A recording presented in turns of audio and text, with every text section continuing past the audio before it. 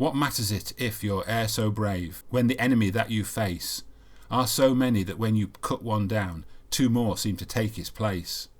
Slowly but surely as the summer dragged, William cut down the English host.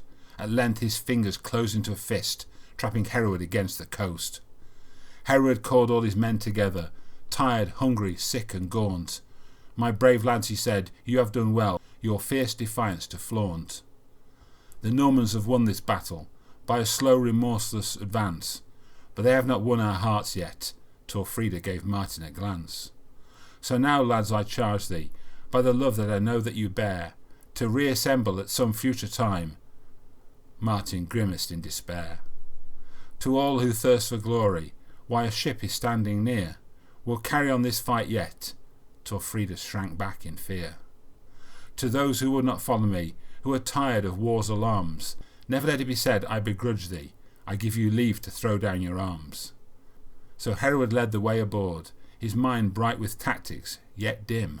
Of all the fury behind them, not 1 in 20 followed him. And now came a mighty concussion. The march bred men of war, William's vanguard with horse in the saddle, trying to bolt the door. Hereward seemed not to notice the few troops that did embark. His eye was measuring the distance of the Normans to his ark. Then his gaze fell on Swallow, neighing there on the bank.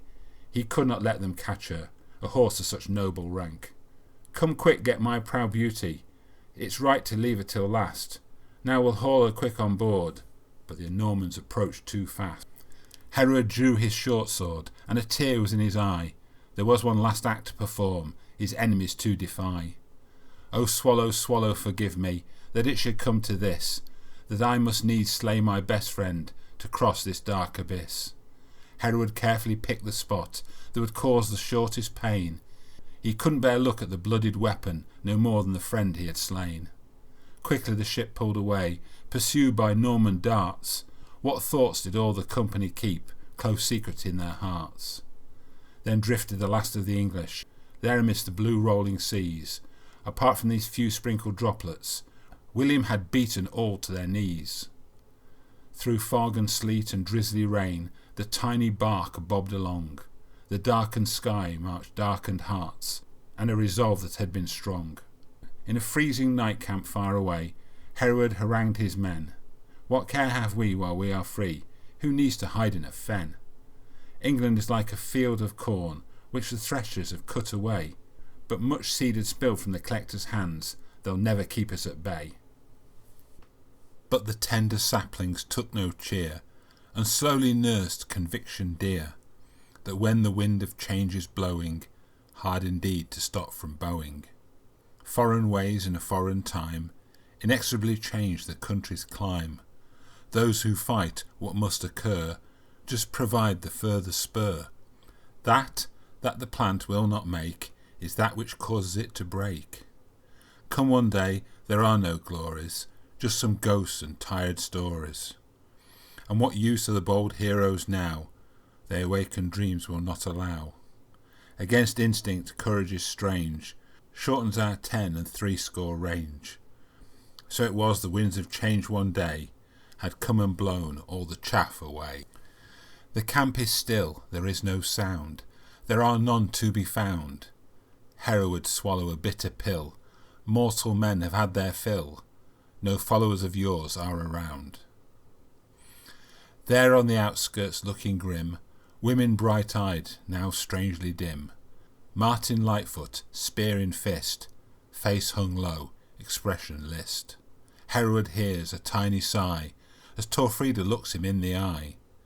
England's asleep, there is no hope, no more light, in dark we grope.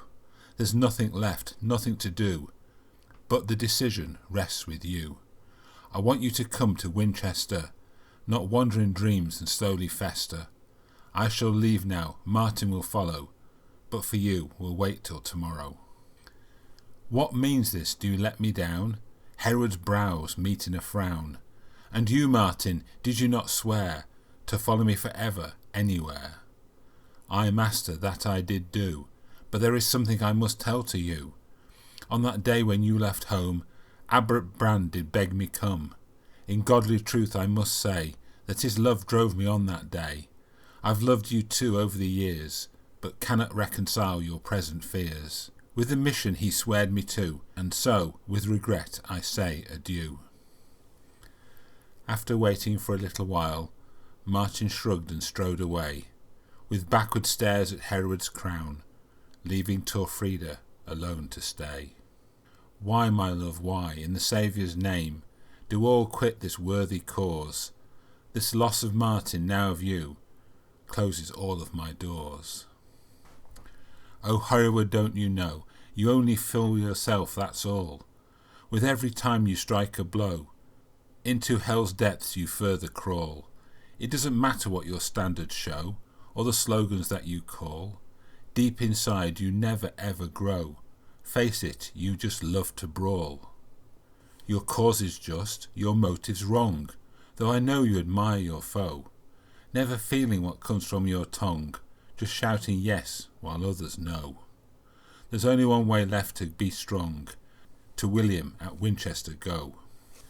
Torfrida looked with pitying eyes, then planted on him a kiss, then hurried away, and after all, as Cupid's shaft scored a miss. And Hereward stood like an old gnarled tree, as the hot water drops showered his trunk. Images filled his aching mind, a love, a saint, a friend, a monk.